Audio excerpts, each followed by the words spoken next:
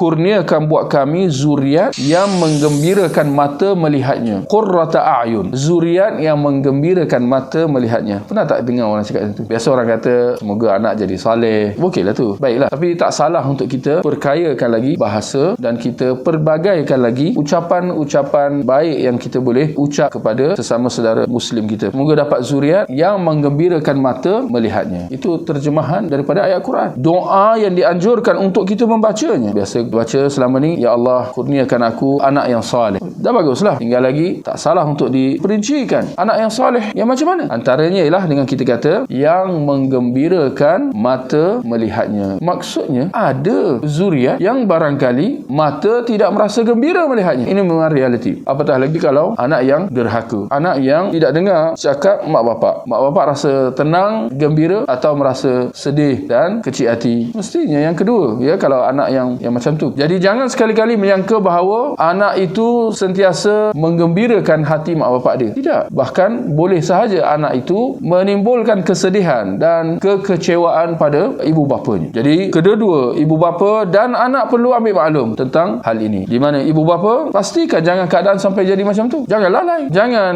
bersikap acuh tak acuh. Jangan anggap bahawa anak tu dia kalau masa kecil memang comel. Anak kecil kan semua orang suka. Kalau dia merengek pun okey je, boleh terima lagi. Kalau dia buat hal pun tak ada masalah. Sebab dia nampak comel je. Tapi jangan ingat bahawa kalau dia dah besar dia terus macam tu. Bahkan sampai satu masa, apatah lagi kalau dipanggil dalam bahasa Arab dikata sinnal murahaqah. Ini bila sampai tahap umur remaja. Bila masuk sekolah menengah lah. Lagi-lagi kalau ini form 2, dia form 2 ni memang masalah. Tingkatan 2, 14. Sampailah dia form 5 lah kita kata. Sampai tingkatan 5, umur 17 tahun. Ini boleh kita kata masa yang kritikal. Maklum bahawa kerana anak itu sedang mengalami perubahan fizikal, mental, perubahan seksual, umur akil balik. Tapi itulah orang kata dalam bahasa Arab dia kata sinnul murahaqah. Sangat unik perkataan tu. Mungkin boleh saya terjemahkan dalam bahasa Melayu ialah umur si anak tu memberontak. Paling tidak mungkin dalam jiwa dia. Sebab dia punya akal dia sedang tak berapa nak waras, betul? Kita pun kadang-kadang boleh himbau zaman dulu kita kan. Samalah, kita boleh faham lah. Dan ini memang realiti. Macam mana pada peringkat umur tersebut, cara fikir anak itu mungkin sukar diterima atau